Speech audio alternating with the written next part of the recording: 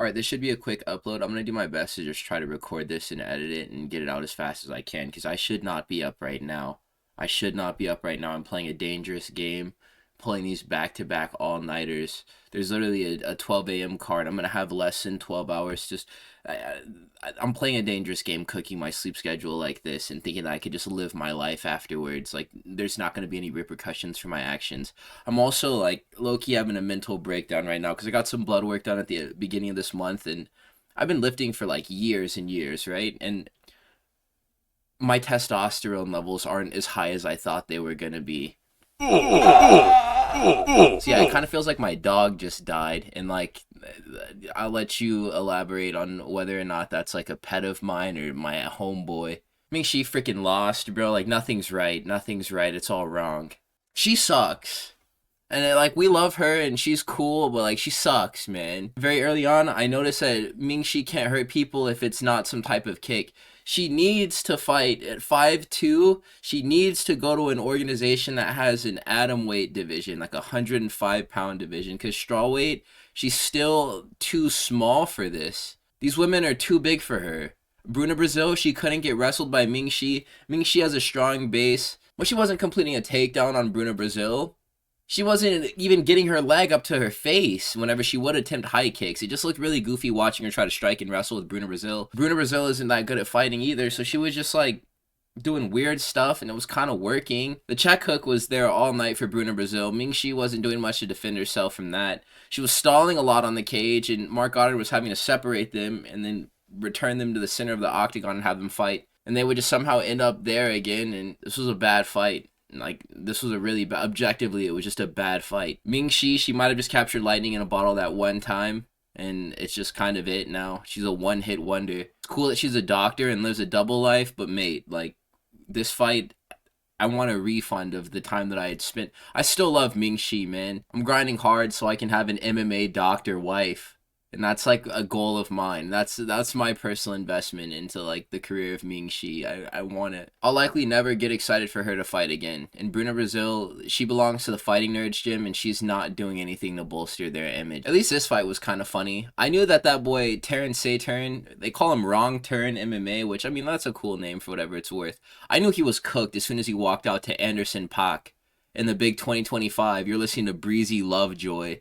And like you think that's tough or something, bro. I knew he was fried. As soon as I heard that walkout song, I'm like, yeah, it's over. We gotta pack him up. And that boy Nyamjargal Tumendemberel, he walks out full like animal hide on him, wearing like the Genghis Khan Conqueror of Lands hat. Nyamjargal is tuning up Terrance Saeteurn on the feet. He's whooping him badly. In all the exchanges between the two of them, Nyamjargal is starting by landing the harder shots, and he's finishing them by landing, again, the harder shots. Every single break, that boy Tumendemberel is landing something cheeky. He's making Terrance Saeteurn very uncomfortable, that's clear. They clinch one time in the middle of the cage. This is all happening so fast. Tumendemberel, he lands an inside trip, and he completes it. He gets to mount, and then he relinquishes the position and lets Terrance Saeteurn sit up into, like, his guard. He wraps up an anaconda and he chokes Terrance Saeteurn out cold, like he passes out. And then after that, something weird happened. He broke the live feed by hitting a clip on Terrance Saeteurn. Like, he actually broke the live feed. They were like going over we didn't even get to see the replay because there was a black screen that like a black screen like this one that was just covering the entire like feed. And Michael Chiesa was like, oh, it seems that we've hit a snag and technical difficulty. And they put up like a little screen that said technical difficulties. And then the cameras inside of the cage didn't work. So they had like an aerial view for the decision that was being read. And then we were relinquished to like a bird's eye view of the entire octagon for a little bit. The black screen was symbolic to like what Terrance Saeteurn saw after he went out from the choke. That was like our little role play of like his point of view. This was the weirdest technical difficulty I've ever seen in any UFC programming ever. And I was on stream watching this, and the chat was like, yo, what's going on? If it only happened tonight versus tomorrow during like the actual UFC event, then I would prefer it to be this way, because it was at least 10 minutes of just like nothing, where we were just looking at like a wide shot of the octagon that looked really, it was a weird event, man. It really was. Kaiwen Lee and Keiichiro Nakamura, no relation, I don't think, to Ren Nakamura. I couldn't find anything on that. Kaiwen Lee, he trains Team Alpha Male with Uriah Faber and him. And like the tail of the tape video that played before they made their walk, that boy Kaiwen was talking about, tonight my opponent will understand what's the danger, what's the scary, because daddy is fucking coming. That's what he said. Kaiwen was in there testing the chin of Nakamura early, but Nakamura is just one of those long and rangy boxers where he's like able to throw uppercuts with his rear hand or straight punches that can hit from like across the octagon. So he was sniping Kaiwen Lee. And Kaiwen Lee was putting himself right in the harm's way by just being way too eager to get damage off once like a few hooks that he had thrown had actually landed flush. And he was getting some reactions out of Nakamura, but then he started getting tagged, so he started wrestling. And it looked like he would actually win the fight this way too, because he got the first round just by getting takedowns and then landing what shots he could on the feet. He used the takedowns to disengage and just kind of reset and get back to the boxing. And then Keiichiro just started winning all the exchanges on the feet. This was a frogs in a blender type fight. These guys look like two frogs in a blender. Those sticky straight punches and uppercuts, they closed the right eye. Yeah, the right eye of Kaiwen, and he needed a medical exam from Ming Shi, it looked like. It looked like he had a freaking xenomorph baby on the side of his face. It was crazy. Kaiwen has this type of heart that you can't go to the sporting goods store and buy, because he didn't get finished at the end of the second round, and he was taking Justin Gaethje versus Tony Ferguson levels of damage and still staying in this fight, which was crazy. He finished it. He made it to the final bell after he should have gotten knocked out cold with the flurry that Nakamura was like putting on him at the end of that second round. This was a death by 1,000 cuts decision, and it's fitting since we were in China. That boy Keiichiro pulled out the spinning elbow from last week, the Lerone Murphy spinning elbow classic, and the true miracle this time around was that Kaiwen Lee didn't get flatlined by it. So many flush shots were landing on Kaiwen. It was a very brutal war, and it ended with Nakamura winning a decision. The thing that was cool about all these matchups is that they were in groupings of 2, like pairs per weight class. So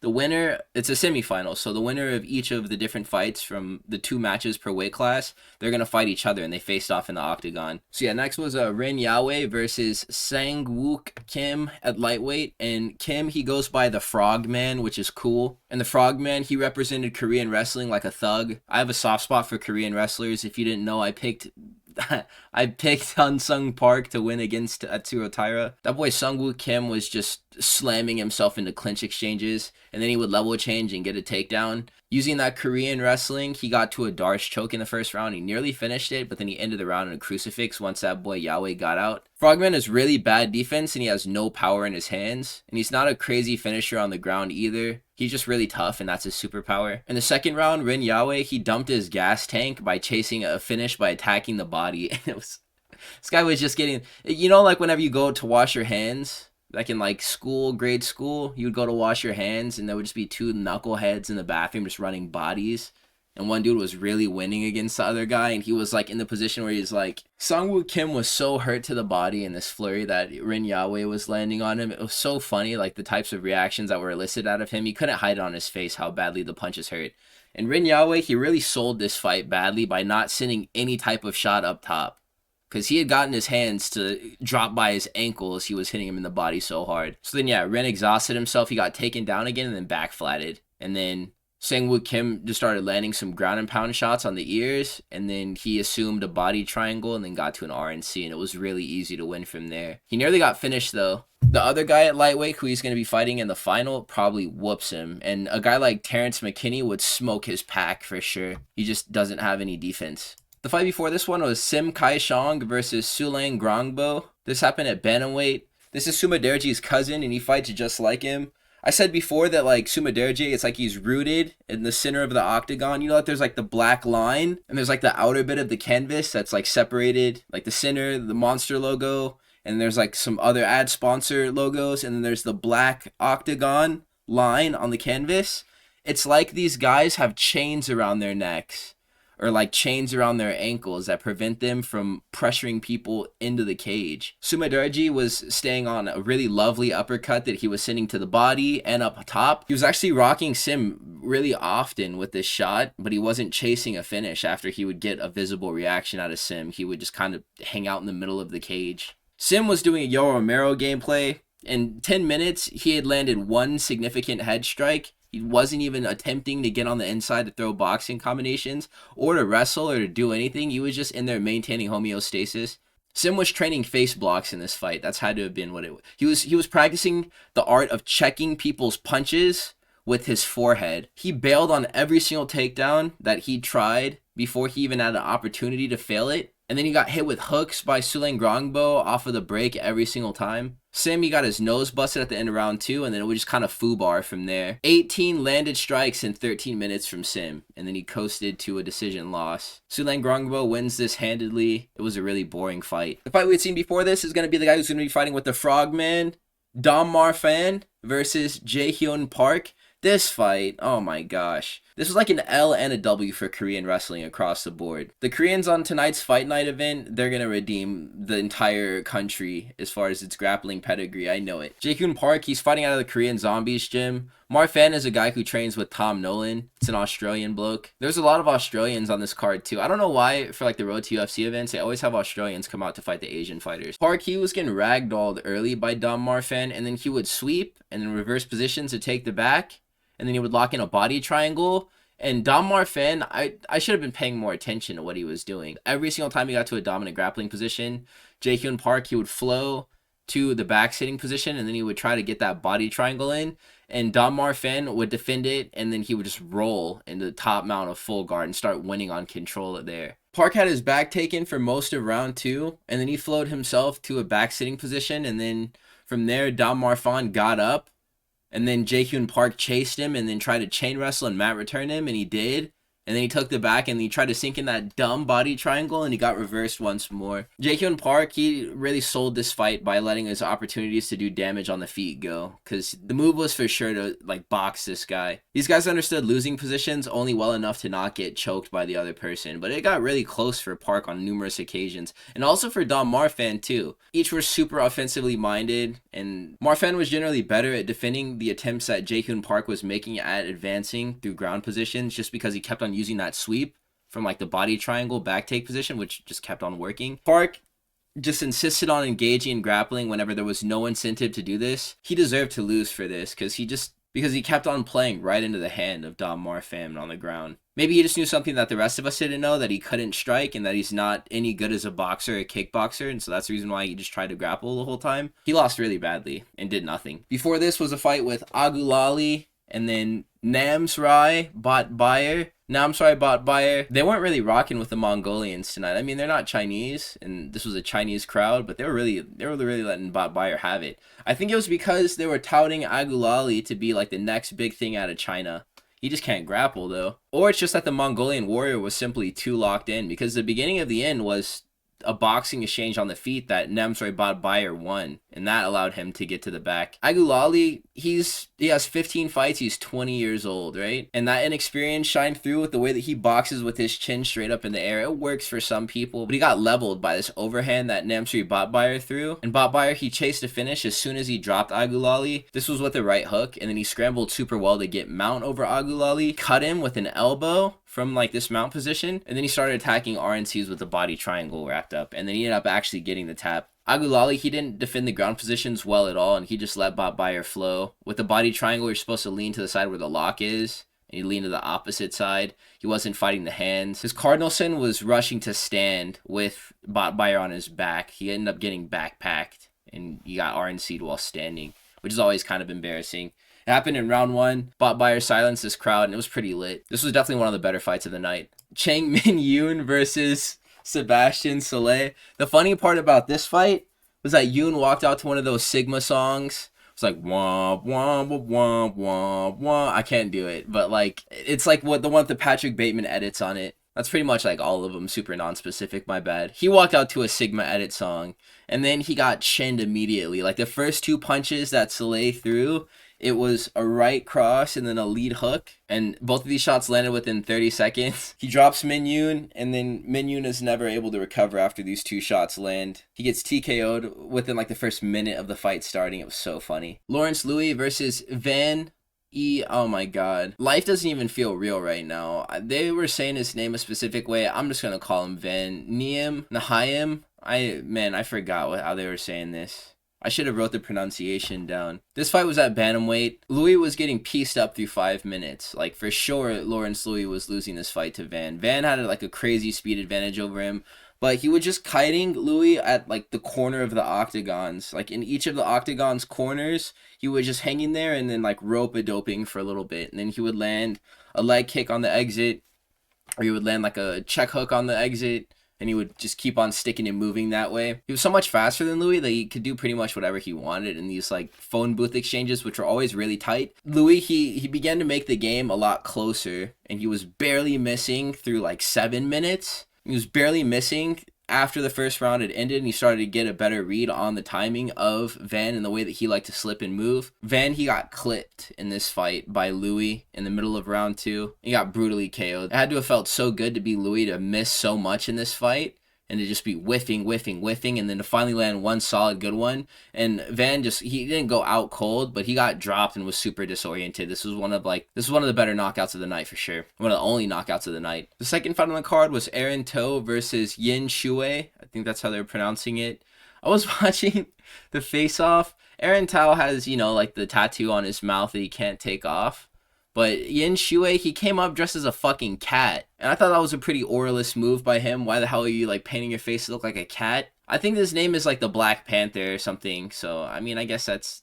Still, man, like, what are you doing that for? Yin Shuai, he walked in, though, he had a ton of aura. He was aura farming like crazy, and the crowd was rocking with him heavy. Tao was pressuring, and he took a while to start letting his hands go, but whenever he did, he would always land the more damaging shots on Shuai. Shuai had him beat on output through one round, but I don't think it would still be enough to give him the round, Shuai, because he got his nose busted at the end of 5 minutes by To. To, it just seemed like he was trying to wrestle at the early going. He was landing what shots he could, but he was just trying to get to those hips. He ended up elevating a double leg, and this was one of the funniest takedowns I've ever seen. He carried Yin like up in the air like Hamza Chimaev to his corner, and he just dumped him down on the ground. And he had gotten airtime for like maybe close to 10 seconds. He was elevated off the floor. Shuai, he opens up a cut over To's left eye, and that kind of enraged him. And then after they both started bleeding, there was a series of furious exchanges that were being let off inside of the pocket from round 2 all the way. Shuai had even almost finished To in a couple of these exchanges, but To is hitting with a different type of power than Yin in this fight was, so he was able to stay ahead whenever he would just connect maybe once or twice throughout 5 different exchanges. He even dropped Shuai with a right hand. It was looking like he was about to hit a delayed reaction to a knockout. Remember Shane Burgos versus Edson Barbosa, where Edson Barbosa hit Shane Burgos with like an overhand or something, and then Shane Burgos just kind of like stands there for a little bit, and then he fades back towards the cage and he falls, and he gets TKO'd that way. The Phantom Punch. That's just the way that he takes damage, and it looks like he's so much more hurt than he actually is. Shuai, he was bleeding like a stuck pig. His nose was bleeding, and then Aaron To was engaging in clinches with him, and his left eye was cut, so he was bleeding all over Yin Shuai. It was a clown fiesta in the last 5 minutes, but To was just not getting knocked out, so he does win a decision. Aaron To has a cool mouth tattoo, and that was the inspiration for the thumbnail that I'd made for the stream. I thought that was pretty funny. Alright, so the first fight to get us going was Kit Campbell versus Yoon-Sung Jang. This was a welterweight fight. I didn't see this one on the docket whenever I was making this PowerPoint after I'd got done doing my predictions. I thought we were about to get 5 fights, and then that would be including the Ming Shi one, or 5 fights and then the Ming Shi fight. This is like a proper UFC card that we watched, man. It was crazy. And this 1 week we've gotten 5 fights on the Contender Series, 11 fights tonight, so 16, and then 28 fights, about 30 different UFC bouts that we've watched in the last 7 days after tomorrow. The way that I look at it, that's a massive win for the fellas, and for me as a fan of the sport. I get a lot of content out of it too. Most of this fight, the final one, Kit Campbell versus Yoon-Sung Jang, was contested in the clinch. Each fighter was slugging really hard in open space. Kit Campbell was landing his right hand a bit harder than Yoon-Sung Jang was landing his. Jang was able to bust the nose of Kit Campbell though, and so he was the one who was bleeding a lot like Shuai Yin was in the fight after this one. They pretty much had the same injury, like that busted nose was bleeding at the same rate too. Campbell, he would score with the right hand, and then he would close distance to get into the clinch with Yoon-Sung Jang. Campbell was just holding Jang in place, and so he caught a knee to the groin in one of these sequences, and so they had to take a little rest. They resumed the action, then Campbell, he lands some really illegal knees on the cage. Yoon-Sung Jang, they tried to wrestle, and then Yoon-Sung Jang was just building a base to get up, and he was a downed opponent, and Kit Campbell threw 2 flush knees. His nose started bleeding, but it didn't seem like it was grounds for any type of concern. He got it under control. This was a really funny fight because I guess you could call them even after that,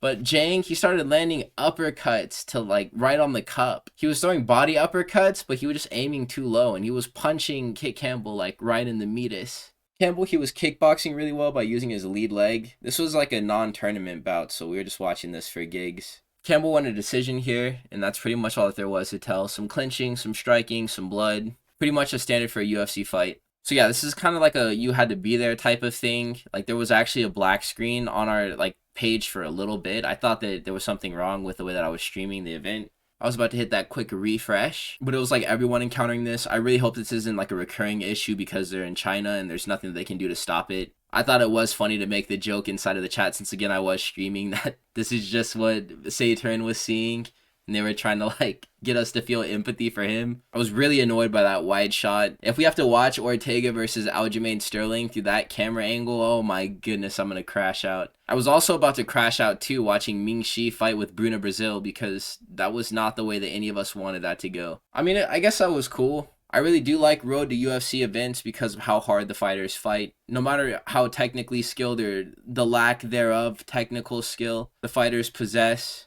we always get some pretty interesting scraps. Tonight was no different. I'm at 5 HP right now, so I'm going to wrap things up, you guys. Please do like, comment, and subscribe if you made it to this point in the video. I got to get on editing, and then I'm going to hibernate until I'm back on live tonight at 12 o'clock midnight, so please be there. I will see you fellas in the next one. Peace.